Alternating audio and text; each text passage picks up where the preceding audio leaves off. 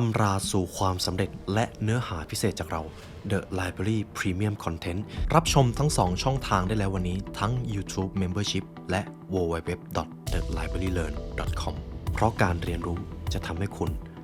เป็นอิสระ ไม่ว่าเวลาจะผ่านไปนานขนาดไหนสิ่งเหล่านี้ก็จะยังคงเป็นความจริงเสมอนี่คือหัวข้อที่ถูกเขียนไว้ในหนังสือเล่มนี้ครับ Same as Ever เป็นหนังสือของคุณ Morgan Housel ครับคุณผู้ฟังน่าจะคุ้นชื่อผู้เขียนท่านนี้เป็นผู้เขียนหนังสือ The Psychology of Money นั่นเองเรามาตั้งคำถามกันคุณผู้ฟังผมว่าอันนี้มันน่าสนใจมากเลยในโลกนี้มันมีการเปลี่ยนแปลงเกิดขึ้นตลอดเวลาใช่ไหมครับแต่เรามาลองคิดกันดูในแง่มุมของความสำเร็จหรือการพัฒนาตัวเองมีอะไรบ้างที่ไม่ว่าเวลามันจะผ่านไปนานขนาดไหนมันก็จะยังคงเป็นแบบนั้นครับผมว่านี่เป็นการตั้งหัวข้อที่ชาญฉลาดที่สุดเท่าที่ผมเคยเห็นมาก่อนเลยผมจะมาเริ่มที่บทเรียนนี้ก่อนครับเรื่องของ same as ever นะครับเขาบอกเอาไว้ว่าจริงๆในโลกนี้มันจะมีบางสิ่งบางอย่างไม่ว่าจะเป็นความเสี่ยงเป็นบทเรียนหรือเป็นโอกาสที่จะทำให้คุณมีชีวิตที่ดีแล้วมันจะเป็นแก่นหรือเป็นพื้นฐานของการมีชีวิตครับ This is a time lesson on risk opportunity and living a good life และเช่นเคยครับเราจะมาเข้าสู่เนื้อหาและหนังสือเล่มนี้เป็นอีกเล่มหนึ่งที่ผมอยากให้คุณผู้ฟังซื้อมาเรียนรู้แล้วก็ได้ทำความเข้าใจด้วยตัวเองครับและแน่นอนครับบทเรียนทั้งหมดจะเป็นเนื้อหาหลักเป็นแก่นสำคัญของหนังสือเล่มนี้ที่จะทำให้ทุกท่านได้พัฒนาตัวเองไปด้วยกันขออนุญาตนะครับคุณผู้ฟังน่าจะเห็นสมุดเล่มนี้กันแล้วสมุดเล่มนี้เป็นของ The Library นะครับก่อนอื่นต้องบอกก่อนเลยว่าทีมงานเองก็ได้สั่งผลิตขึ้นมาแล้วคือข้างในก็ไม่ได้มีอะไรเลยนะครับมีแค่ปากกาของ The Library กับสมุดแต่สั่งมาไม่ว่าจะสั่งมาเท่าไหร่ภายใน2สัปดาห์ขายหมดตลอดเลยขออนุญาตถามด้วยความสงสัยนะครับทุกท่านซื้อไปทำอะไรกันครับแต่ในฐานะตัวแทนของ The Library ตัวผมเองก็ขอบคุณและเป็นเกียรติอย่างยิ่งเลยที่ทุกท่านให้การสนับสนุนและอุดหนุนผลิตภัณฑ์ของเราตัวผมและก็ทีมงานทุกคนสัญญาว่าจะพัฒนาเนื้อหาและก็ผลิตภัณฑ์ให้ดียิ่งขึ้นไปครับมีแวะนิดนึงนะครับก่อนอื่นเลยผมจะมาเริ่มที่ข้อแรกนะครับคุณ Morgan Housel เขาได้ตั้งคำถามไว้ก่อนแล้วว่า what never changes in a changing world อะไรคือสิ่งที่จะไม่มีทางเปลี่ยนแปลงค่อยๆดื่มด่ำบทเรียนนี้กันไปครับหนังสือเล่มนี้สนุกมากข้อที่1 life hanging by a thread same as everไม่ว่าเวลาจะผ่านไปนานขนาดไหนชีวิตของพวกเราจะเป็นสิ่งที่เปราะบางเสมอครับผมเชื่อว่าคุณผู้ฟังเป็นนักเรียนรู้ครับแล้วพัฒนาตัวเองอยู่ตลอดเวลาซึ่งผมเชื่อว่าเหตุผลที่ทุกท่านติดตามช่อง The Library นะครับเป็นเพราะเราสรุปคีย์ที่สำคัญของหนังสือ1เล่มมาให้ทุกท่านภายในระยะเวลาไม่กี่นาทีซึ่งแน่นอนครับไม่ว่าทุกท่านจะอ่านเองหรือจะฟังผ่านพอดแคสต์ล้วนก็จะมีประโยชน์ด้วยกันทั้งนั้นแต่แบบไหนที่ง่ายและสะดวกกว่ากันซึ่งเปรียบเสมือนการดูแลสุขภาพสมองเลยครับบางครั้งการที่จะได้รับโอเมก้า3จากปลาบางทีปลาก็มีรสชาติไม่หลากหลายบางท่านก็ไม่ได้ชื่นชอบขนาดนั้นแต่ครับถ้าผมมีทางเลือกหนึ่งมาให้กับทุกท่านครับ Fish Oil Soft Gel ที่มีโอเมก้า3สามารถรับประทานได้ทุกวันครับสะดวกแล้วมีโอเมก้า3ที่เพียงพอสำหรับทุกท่านด้วยแบบนั้นมันจะดีกว่าไหมครับและสำหรับพวกเราครับหนึ่งในทางเลือกที่ดีที่สุดในการดูแลสุขภาพสมองก็คือการรับประทานน้ำมันปลาโอเมก้า3 Norway Daily จากแบรนด์ Quality ครับ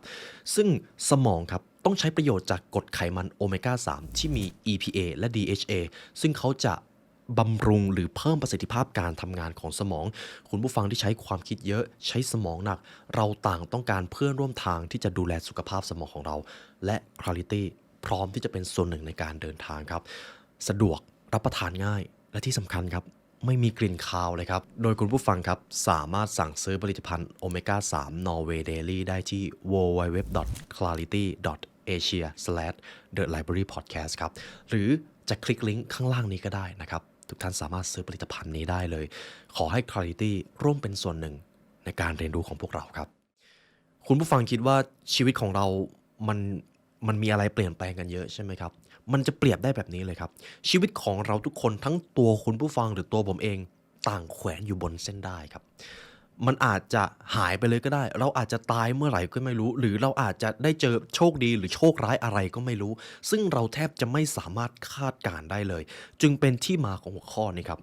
มีประสบการณ์หนึ่งของคุณ Morgan Housel ครับซึ่งเป็นประสบการณ์ที่สะเทือนใจมากผมจะเล่าให้ฟังนะครับ มีอยู่ครั้งหนึ่งครับคุณมอร์แกนโฮเซลเขามีโอกาสได้ไปเล่นสกีหิมะกับเพื่อนๆของเขาทั้งสองคนในตอนนั้นก็เหมือนชีวิตวัยรุ่นทั่วไปครับออกกำลังกายออกไป outdoor ไปเล่นข้างนอกซึ่งในตอนที่เขาเล่นสกีกับเพื่อนตอนนั้นเขาก็อยู่ในช่วงวัยรุ่นตอนปลายแล้วในการเล่นสกีครั้งนั้นครับก็เหมือนชีวิตปกติเลยเขากับเพื่อนๆของเขาทั้งสองคนก็เล่นสกีไปจากจุดเริ่มต้นก็ไปถึงจุดสิ้นสุดนะครับซึ่งในระหว่างทางการไปรอบแรกเขาเห็นว่าภูเขาหิมะครับหรือ avalanche มันมีการเขาเรียกว่าหิมะถล่มเล็กน้อยครับซึ่งดูเหมือนจะไม่ได้มีอะไรแต่คุณมอร์แกนฮูเซลเขาก็รู้สึกว่าระหว่างทางที่เขาสกีมามันมีหิมะตกซึ่งภูเขาหิมะก็ดูเหมือนจะถล่มมันดูไม่ค่อยปลอดภัยเท่าไหร่แต่ทีนี้ครับพอคุณมอร์แกนกับเพื่อนๆของเขาทั้งสองคนไปถึงเส้นชัยครับไปถึงจุดสิ้นสุดเพื่อนๆกับเขาก็คุยกันว่า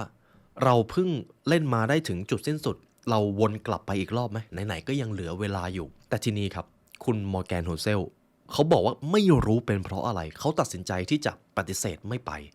แต่เพื่อนๆทั้งสองคนครับขอที่จะเล่นสกีกลับไปในทิศทางเดิมวนกลับอีกรอบหนึ่งนั่นเองทีนี้คุณมอร์แกนโฮเซลด้วยความที่เขาไม่ได้ไปกับเพื่อนครับเขาก็เลยไปที่จุดพักหรือไปที่ห้องแต่งตัวห้องเปลี่ยนชุดห้องเก็บอุปกรณ์อะไรอย่างนี้นะครับหลังจากนั้นครับผ่านไปแล้ว1 ชั่วโมง2 ชั่วโมง5 ชั่วโมงครึ่งวันเพื่อนๆของพวกเขาก็ยังไม่กลับมาครับทีนี้คุณมอร์แกนฮูเซลก็สงสัยว่าเพื่อนๆของเขาชิงกลับบ้านกันไปก่อนหรือเปล่าเขาก็เลยไปดูที่ล็อกเกอร์หรือห้องแต่งตัวของเพื่อนๆนะครับก็ยังเห็นว่ารองเท้าและก็เสื้อผ้าของเพื่อนๆเขาก็ยังอยู่ที่เดิมทีนี้เขาก็งงเพื่อนเขาไปเล่นสกีทำไมมันนานจังเพราะตอนแรกที่เขาเล่นกับเพื่อนมันก็ดูไม่ได้นานอะไรทีนี้เวลาผ่านไปจนกลางค่ำกลางคืนแล้วครับเพื่อนของเขาก็ยังไม่กลับมาคุณมอร์แกนฮูเซลเริ่มรู้สึกใจคอไม่ดีแล้วครับทีนี้เขาก็ไปดูที่ลานจอดรถครับรถของเพื่อนๆเขาก็ยังจอดอยู่ที่เดิมทีนี้คุณผู้ฟังเริ่มรู้สึกเห็นอะไรไหมครับทีนี้แหละครับเรื่องใหญ่เลยครับคุณมอร์แกนฮูเซลเขาติดต่อเจ้าหน้าที่ตำรวจติดต่อครอบครัวให้ช่วยกันค้นหาเลยคุณผู้ฟังคิดภาพดูว่าในตอนนั้นเป็นช่วงที่หิมะมันตกหนักมากแล้วเป็นช่วงกลางคืนนะครับซึ่งอุณหภูมิติดลบแน่นอนทางเจ้าหน้าที่ตำรวจทางกู้ภัยก็ต้องเรียกรถเรียกเฮลิคอปเตอร์มาตระเวนหาคนหายครับซึ่งรอบแรกก็ไม่เจอครับแต่เมื่อเวลาผ่านไปเรื่อยๆครับมีเหตุการณ์หนึ่งเขาพบเจอผู้ชาย2 คนถูกหิมะปกคลุมอยู่ครับทุกท่านฟังไม่ผิดครับผู้ชาย2 คนถูกหิมะปกคลุมข้ามวันข้ามคืนจนเขาพบเห็นศพซึ่งศพ2 คนนั้นก็คือเพื่อนของคุณมอร์แกนโฮเซลนั่นเองทีนี้แหละครับมันเป็นอะไรที่สะเทือนใจมากครับเพราะตอนนั้นสุนัขเจ้าหน้าที่กู้ภัยก็ได้ไปเจอมันทำให้คุณมอร์แกนโฮเซลได้เจอเขาเรียกว่าเป็นบทเรียนชีวิตที่มันราคาแพงและมันล้ำค่ามากหากในตอนนั้นครับคุณมอร์แกนฮูเซลตัดสินใจที่จะเล่นสกีย้อนกลับไปกับเพื่อนๆเราอาจจะไม่ได้อ่านหนังสือเล่มนี้ของเขาก็ได้นะครับนี่แหละครับคือเหตุผลที่ว่าชีวิตของเรามันแสนเปราะบางมากมันไม่ต่างจากการที่อะไรสักอย่างแขวนอยู่บนเส้นได้เลยมันอาจจะขาดมันอาจจะปลิวว่อนไปเมื่อไหร่ก็ไม่รู้ฉะนั้นอย่าใช้ชีวิตด้วยความประมาทเท่านั้นเลยครับซึ่งผมว่ามันเป็นอีกบทเรียนหนึ่งที่สะเทือนใจที่สุดอีกบทเรียนหนึ่งในหนังสือเล่มนี้นะครับไม่ว่าคุณผู้ฟังจะมีชีวิตที่อยากประสบความสำเร็จมีความฝันอะไรก็ตามแต่หากเราเรียนรู้ถึงปรัชญาชีวิตไม่ว่าจะเป็นปรัชญาใดก็จะบอกว่าอย่าประมาทจงพึงระลึกว่าท่านอาจจะต้องตายเร็วๆนี้ก็ได้ชีวิตมันแสนจะเปราะบางจงโอบรับมันจงดื่มด่ำไปกับมันเท่านั้นเลยครับนี่คือบทเรียนข้อที่1ครับไม่ว่าเวลาจะผ่านไปนานขนาดไหนชีวิตของเราจะเป็นสิ่งที่เปราะบางเสมอครับทีนี้ผมจะจบบทเรียนข้อที่1ไว้ก่อนต่อไปเราจะมาพูดถึงบทเรียนข้อที่2ครับ The biggest risk is what you didn't see same as ever ไม่ว่าเวลาจะผ่านไปนานขนาดไหนความเสี่ยงที่น่ากลัวที่สุดคือความเสี่ยงที่คุณไม่คาดคิดครับหรือความเสี่ยงที่คุณมองไม่เห็นนั่นเองผมจะยกตัวอย่างนะครับคุณผู้ฟังคิดว่าชีวิตของเรามีความเสี่ยงอะไรบ้างครับในเรื่องของการลงทุนจะมีความเสี่ยงในเรื่องของความสำเร็จการจะลงมือทำการจะออกจากคอมฟอร์ตโซนล้วนมีความเสี่ยงแต่คุณผู้ฟังครับผมว่าบทเรียนนี้เขาเขียนออกมาดีมากแน่นอนบางทีเรามีแผนใช่ไหมครับเราวางแผนการเรารู้ได้แหละว่าใน worst case scenario หรือเหตุการณ์ที่เลวร้ายที่สุดเท่าที่มันจะเป็นได้มันจะเป็นอย่างไรแต่หากคุณมองเห็นความเสี่ยงนั้นแล้วคุณเตรียมแผนไว้แล้ว ความเสี่ยงนั้นจะไม่ใช่ความเสี่ยงที่น่ากลัวเพราะความเสี่ยงที่น่ากลัวที่สุดคือความเสี่ยงที่คุณวางแผนแต่คุณคิดไม่ถึงว่ามันจะเกิดขึ้นครับยกตัวอย่างครับในเหตุการณ์แรกที่ผมจะพูดถึงคือ The Great Depression ครับในยุคนั้นเป็นยุคที่โลกเกิดภาวะเศรษฐกิจตกต่ำนะครับโดยเฉพาะฝั่งตะวันตกซึ่งสิ่งที่มันสำคัญก็คือถ้าคุณผู้ฟังมีโอกาสได้เรียนรู้เรื่องของประวัติศาสตร์เศรษฐศาสตร์นะครับในยุคนั้นครับเรียกได้ว่าข้าวยากหมากแพงธนาคารก็เอาตัวไม่รอดประชาชนก็ไม่มีงานทำตกงานกันเพียบเลยครับแต่สิ่งที่มันเป็นประเด็นสำคัญคือเจ้า The Great Depression ครับก่อนที่มันจะเกิดภาวะถดถอยของเศรษฐกิจในช่วงนั้นเขาได้มีการสำรวจหรือมีการคาดการณ์ว่าความเสี่ยงหรือวิกฤตที่มันจะเกิดขึ้นในปีนั้นมีอะไรบ้างแน่นอนครับเกิดภาวะคนขาดแคลนอาหารเกิดสภาวะอากาศที่มันเลวร้ายแต่ไม่มีใครคาดการณ์เลยว่าเจ้า The Great Depression มันจะเกิดขึ้นแล้วพอมันเกิดขึ้นครับมันเลยกลายเป็นวิกฤตที่ยิ่งใหญ่มากเพราะไม่มีใครเตรียมตัวมันจะมีคำหนึ่งก็คือ Black Swan ครับหงส์ดำหงส์ดำในที่นี้คืออะไรหากพูดถึงหงส์หรือห่านเราจะนึกถึงตัวสัตว์ที่มันเป็นสีขาวๆใช่ไหมครับแต่จริงๆในโลกนี้มีหงส์ดำอยู่ครับแต่อาจจะหายากนิดนึงแต่ก่อนที่มนุษย์จะค้นพบเจ้าหงส์ดำเนี่ยครับไม่มีใครเคยเจอเลยแล้วพอมีคนไปค้นพบหงส์ดำปุ๊บมันเปรียบเสมือนกับว่าเราได้ค้นพบเจอบางสิ่งบางอย่างที่เราไม่คาดคิดไม่คาดฝันแล้วพอเจอปุ๊บมันทำให้เราตื่นตัวหรือตื่นตระหนกได้ง่ายมากอันนี้คือเหตุการณ์แรกครับ The Great Depression เป็นอะไรที่เราไม่ได้คาดคิดเหตุการณ์ที่สองครับเหตุการณ์9/11ครับเหตุการณ์9/11นั่นเองเป็น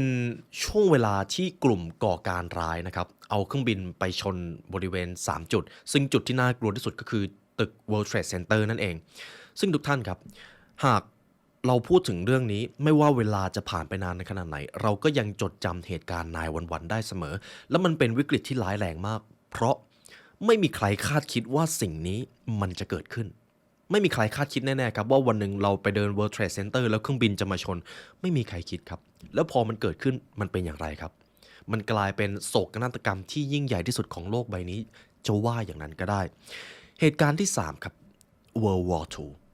สงครามโลกครั้งที่2ถึงแม้ว่าจะมีการคาดการณ์ไว้บ้างว่าเหตุการณ์ตอนนี้มันเริ่มคุกรุ่นมันอาจจะมีสงครามโลกครั้งที่2เกิดขึ้นแต่ก็ไม่มีใครคาดคิดจริงๆว่าเหตุการณ์ที่เป็นสงครามมันจะเกิดขึ้นจริงๆพอสงครามมันเกิดขึ้นจากกองทัพนาซีเยอรมันเริ่มไปโจมตีเขตแดนรอบๆมันก็เลยกลายเป็นสงครามโลกพอเหตุการณ์เพิร์ลฮาร์เบอร์ครับสหรัฐอเมริกาในตอนนั้นตัดสินใจที่จะไม่ไปเข้าร่วมสงครามแต่พอเครื่องบินทางฝั่งญี่ปุ่นนะครับจักรวรรดิญี่ปุ่นในตอนนั้นเอาเครื่องบินมาทิ้งลงเพิร์ลฮาร์เบอร์ปุ๊บอเมริกาเปลี่ยนใจเลยเพราะความเสียหายในครั้งนั้นมันยิ่งใหญ่มากและอเมริกาก็ไม่ได้คาดคิดว่าเพิร์ลฮาร์เบอร์จะถูกโจมตีเห็นไหมครับความเสี่ยงที่ยิ่งใหญ่ที่สุดมักจะไม่มีใครมองเห็นหรือไม่มีใครคาดคิดฉะนั้นระวังไว้ให้ดีชีวิตของเรามีความเสี่ยงอยู่ตลอดเวลาความเสี่ยงที่คุณวางแผนไว้มาดีมันก็อาจจะเป็นความเสี่ยงที่คุณจะพอรับได้แต่ความเสี่ยงที่มันน่ากลัวกว่านั้นคือความเสี่ยงที่คุณลืมมองครับหรือบางทีคุณอาจจะมองไม่เห็นก็ได้นี่คือปรัชญาชีวิตข้อที่2 same as ever ไม่ว่าเวลาจะผ่านไปนานขนาดไหนความเสี่ยงที่น่ากลัวที่สุดคือความเสี่ยงที่คุณมองไม่เห็นข้อที่3ครับ expectation and reality same as ever the first rule of happiness is low expectation ไม่ว่าเวลาจะผ่านไปนานขนาดไหน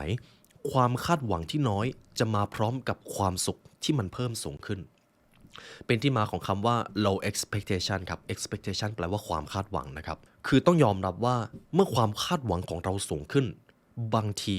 ความสุขของเรามันอาจจะถดถอยลงตรงกันข้ามกันมันเป็น paradox ครับมันย้อนแย้งซึ่งกันและกันเขาบอกว่าหากคุณอยากที่จะมีความสุขบางทีความเรียบง่ายการลดความคาดหวังลงมันก็อาจจะทำให้คุณมีความสุขก็ได้การคาดหวังให้ชีวิตประสบความสำเร็จการคาดหวังให้ชีวิตเติบโตเป็นเรื่องที่ดีครับแต่ก็อย่าลืมว่าบางครั้งความคาดหวังที่มันสูงเกินไปมันเป็นสิ่งที่มันกัดกร่อนจิตใจคุณได้ง่ายเหมือนกันสิ่งนี้คุณจะต้องจัดสมดุลให้ดีลองทบทวนตัวเองดูครับไม่ว่าความฝันหรือเป้าหมายของคุณจะเป็นอะไรคุณคิดว่าถ้าคุณไม่ไปถึงเป้าหมายนั้นคุณจะไม่มีทางมีความสุขหรือไม่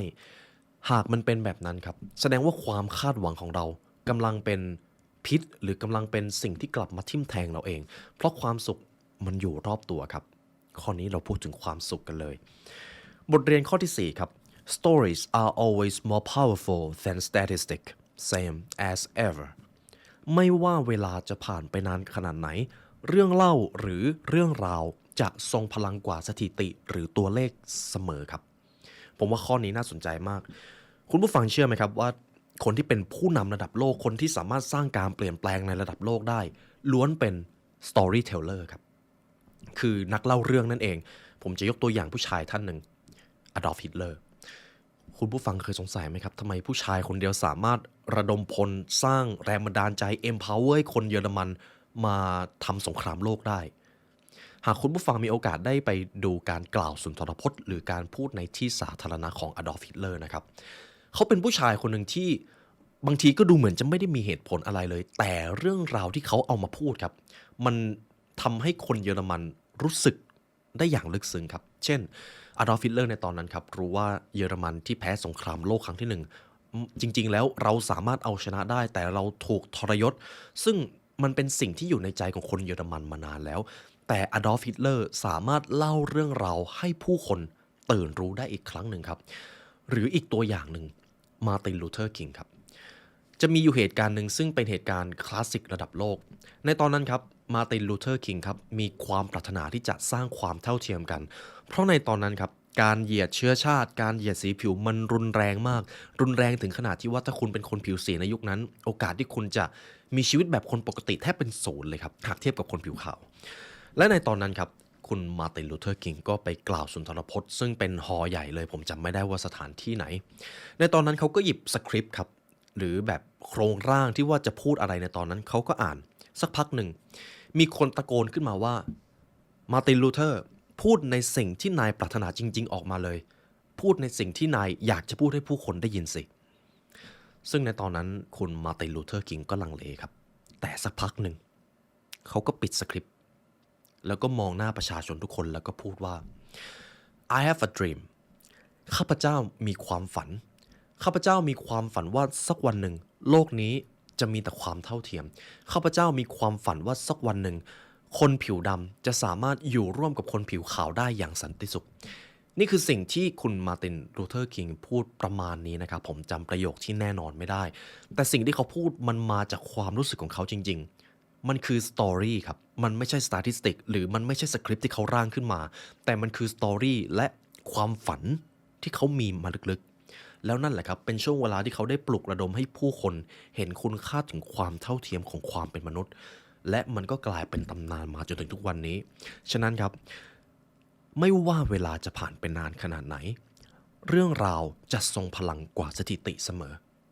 ไม่ว่าเวลาจะผ่านไปนานขนาดไหนครับนี่คือบทเรียนข้อที่4ต่อไปบทเรียนข้อที่5ครับ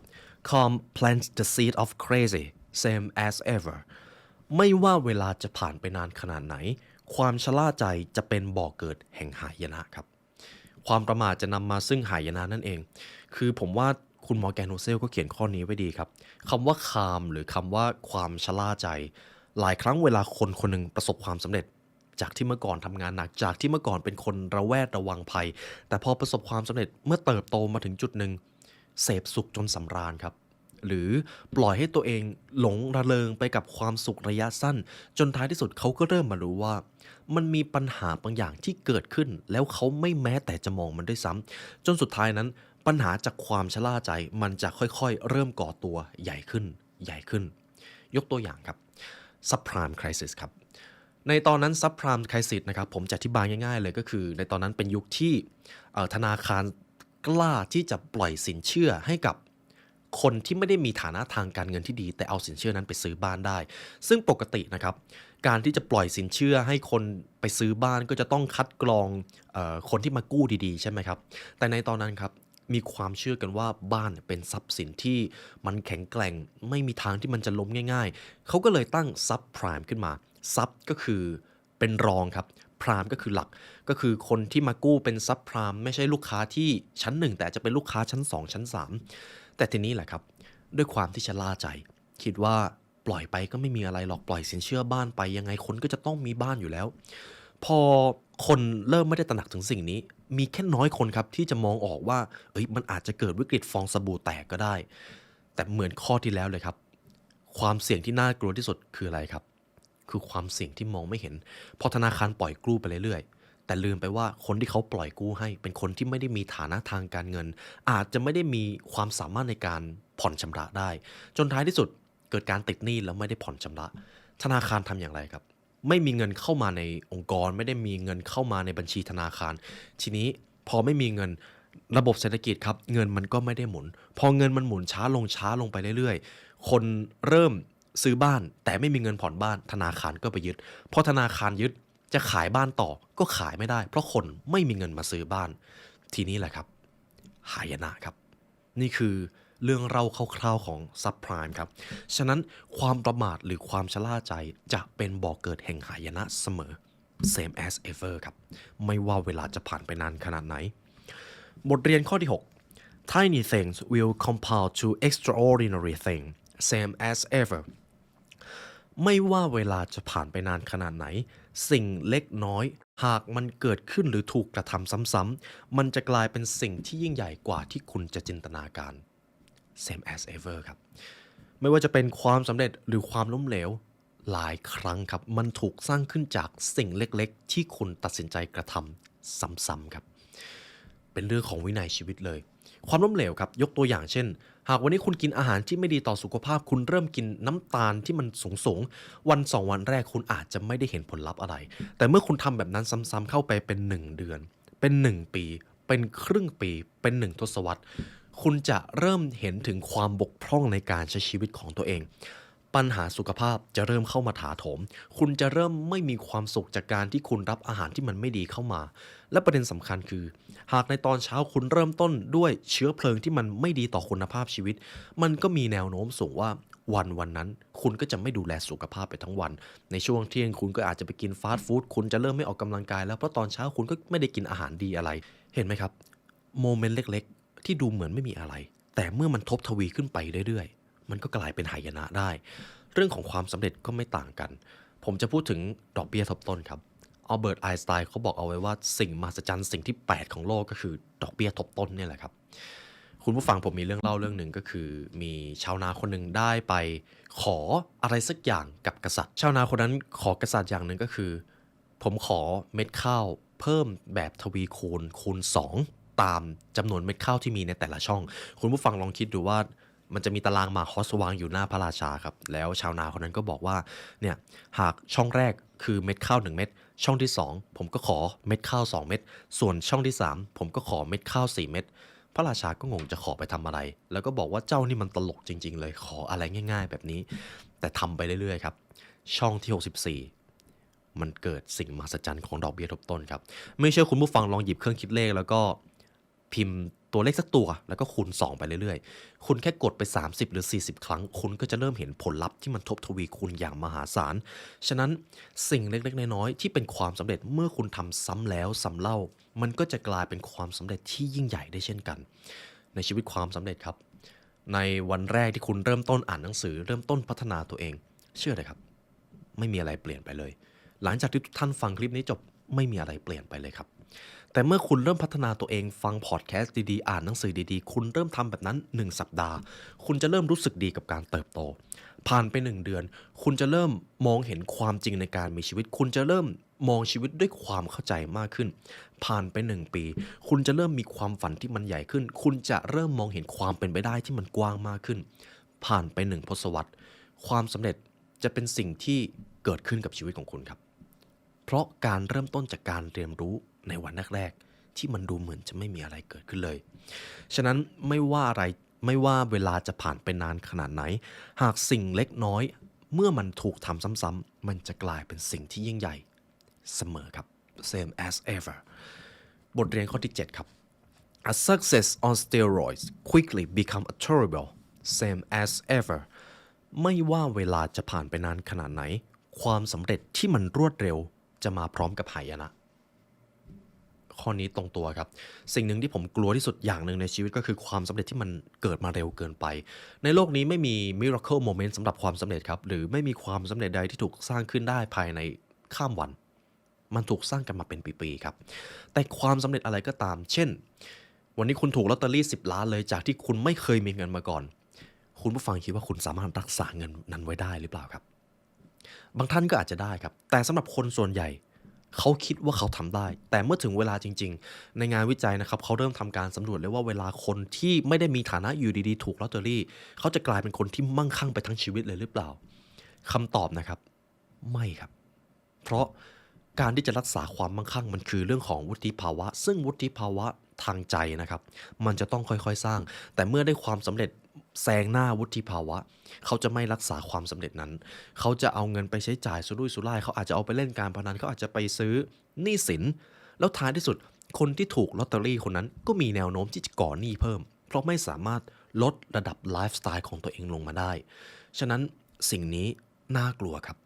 ความสำเร็จที่มันรวดเร็วเกินไปจะมาพร้อมกับหายนะความสำเร็จที่ได้มาจากการคดโกงความสำเร็จที่ได้มาจากการเอาเปรียบผู้อื่นมันได้มาเร็วก็จริงครับแต่มันมักจะจบด้วยหายนะนั่นเองบทเรียนข้อที่8ครับ Everything worth pursuing comes with a little pain same as ever ไม่ว่าเวลาจะผ่านไปนานขนาดไหนสิ่งที่คุ้มค่าแก่การใฝ่หาย่อมต้องแลกมากับความเจ็บปวด same as ever ข้อนี้ผมว่าลึกซึ้งและตรงตัวครับความสำเร็จจะต้องค่อยๆสร้างใช่ไหมครับแล้วมันคุ้มค่าที่จะตามหาไหมครับคุ้มค่ามากจริงไหมครับสุขภาพที่ดีเป็นสิ่งที่คุ้มค่าไหมครับในการลงมือทำคุ้มค่าครับแต่ถึงบางครั้งเราก็ผัดวันประกันพรุ่งเพราะอะไรครับเพราะมันเจ็บปวดครับการดูแลสุขภาพคุณอาจจะต้องตื่นไปวิ่งตอนตี 5คุณอาจจะต้องกลับมาจากทำงานเหนื่อยๆแล้วคุณจะต้องมาเล่นเวทมันเจ็บปวดใช่ไหมครับแต่ครับมันคุ้มค่าไหมครับ คุ้มค่ามากครับใครก็ตามที่สามารถสร้างนิสัยที่ทำให้ตัวเองประสบความสำเร็จได้จะรู้ว่า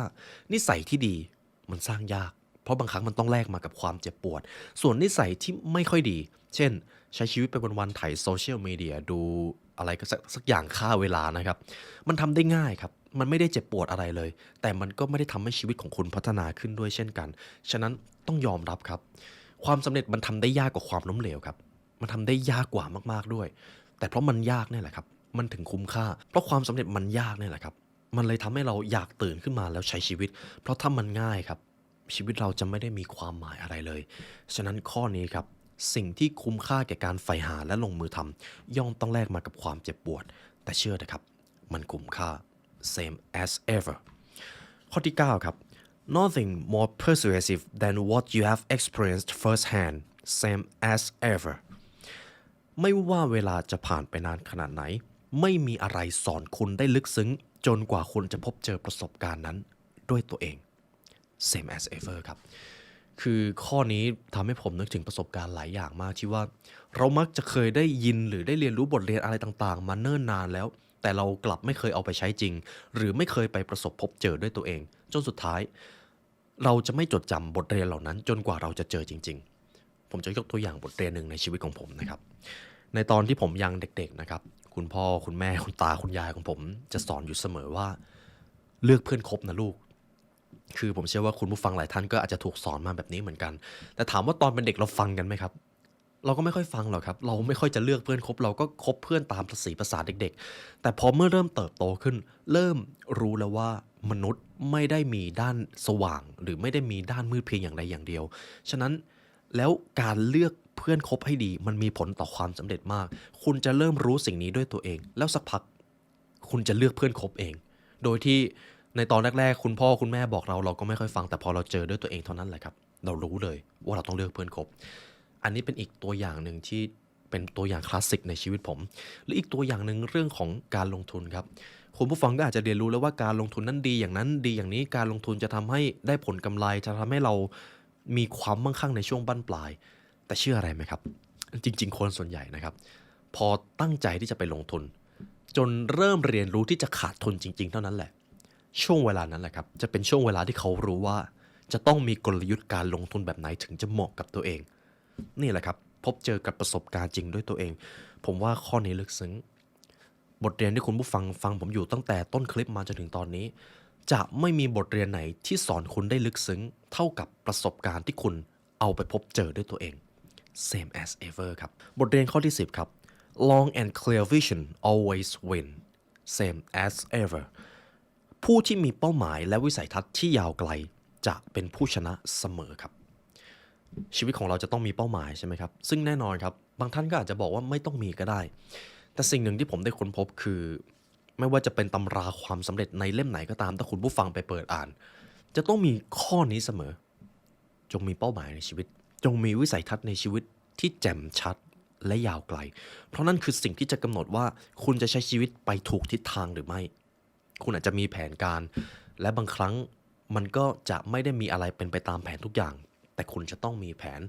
และผมว่าสิ่งที่สำคัญก็คือการที่คุณมีแผนการที่คุณมีวิสัยทัศน์ในชีวิตจะทำให้คุณไม่หมกมุ่นอยู่กับอุปสรรคหรือปัญหาที่มันเกิดขึ้นในช่วงเวลานั้นมากเกินไปเพราะคุณรู้ว่าผลลัพธ์สุดท้ายที่จะทำให้มันเกิดขึ้นเป็นอย่างไรครับฉะนั้นเป้าหมายและวิสัยทัศน์ความสำเร็จในชีวิตมันเป็นสิ่งที่สำคัญครับวันนี้คุณจะมีเป้าหมายอย่างหนึ่งแต่ปีหน้าคุณจะมีเป้าหมายใหม่ก็ไม่เป็นอะไรครับแต่ขอแค่อย่างเดียวคุณต้องมีเป้าหมายครับไม่มีอะไรมากไปกว่านั้นครับ บทเรียนข้อสุดท้ายสำหรับหนังสือเล่มนี้ครับ There are no awarded for difficulty or complexity โลกนี้ไม่มีรางวัลให้กับความซับซ้อน ฉะนั้นจงจัดการทุกสิ่งให้เรียบง่าย เราอาจจะคิดว่าเราทำงานนี้มันหนัก เราทำโปรเจกต์อะไรสักอย่างมันหนักมากเลย เราจะต้องได้รับรางวัลที่มันยิ่งใหญ่ แต่ชีวิตจริงไม่ได้เป็นแบบนั้นครับ โลกของเราไม่ได้ให้รางวัลกับความยากหรือความทรหดที่เราใฝ่ฝันหรือเราลงมือทำมา โลกของเราให้รางวัลกับผลลัพธ์ที่เราได้สร้างขึ้นมา เท่านั้นเลยครับ ฉะนั้นผมว่าข้อนี้จะเป็นอีกข้อหนึ่งที่ทำให้พวกเราได้กลับมาทบทวนตัวเอง สมมติคุณผู้ฟังเป็นคนทำงานหนักมากเลยทำงานหามรุ่งหามค่ำแต่การทำงานหนักนั้นก็ไม่ได้การันตีว่าคุณจะประสบความสำเร็จตรงกันข้ามครับหากคุณเป็นคนอีกคนหนึ่งทำงานไม่ได้หนักแต่คุณสร้างผลลัพธ์ที่มันตอบโจทย์กับคนหลายคนหรือคนส่วนใหญ่ได้คุณก็อาจจะได้รับผลตอบแทนที่มากกว่าจากการทำงานหนักเพียงอย่างเดียวข้อนี้ผมว่าเป็นสมดุลครับการทำงานหนักอาจจะไม่ได้ทำให้คุณประสบความสำเร็จไปซะทีเดียวแต่การขี้เกียจอันนั้นแหละครับจะทำให้คุณประสบกับความล้มเหลวแต่ถึงอย่างไรก็ตามอย่าได้หลงลืมว่าสุดท้ายแล้วเรามองกันแค่ผลลัพธ์เราไม่ได้มองว่าคุณจะเหนื่อยคุณจะเลือดตากระเด็นมาขนาดไหนโลกไม่ได้สนใจครับโลกสนใจแค่ผลลัพธ์ของคุณไม่มีอะไรมากไปกว่านั้นฉะนั้นไม่ว่าเวลาจะผ่านไปนานขนาดไหนโลกจะไม่ได้มีรางวัลให้กับความยากหรือความซับซ้อนโลกให้รางวัลกับผลลัพธ์ที่คุณได้สร้างขึ้นมาเท่านั้นเลยครับนี่ก็เป็นบทเรียนที่ผมนำมาสรุปเป็นบทเรียนหลักๆที่ผมนำมาจากหนังสือเล่มนี้นะครับ Same as ever จริงๆยังมีอีกหลายข้อเลยครับที่ผมไม่ได้พูดถึงและเช่นเคยครับหากคุณผู้ฟังต้องการเรียนรู้เนื้อหาจากหนังสือเล่มนี้ครบถ้วนคุณผู้ฟังสามารถซื้อหนังสือเล่มนี้ได้จาก The Library Shop นะครับในตอนนี้ยังมีแค่ฉบับภาษาอังกฤษอยู่ประเทศของเรายังไม่ได้เอามาแปลไทยและเช่นเคยครับหากทุกท่านฟังมาถึงตรงนี้ตัวผมเองก็ขอขอบคุณและเป็นเกียรติอย่างยิ่งครับที่เรามีโอกาสได้มาเรียนรู้ด้วยกันในวันนี้ได้เวลาอันสมควรแล้วครับทีมงาน The Library เลยและตัวผมเองไลออนยุวศิลป์ขอลาไปก่อนขอให้วันนี้เป็นวันที่ยอดเยี่ยมของทุกท่านครับสวัสดีครับ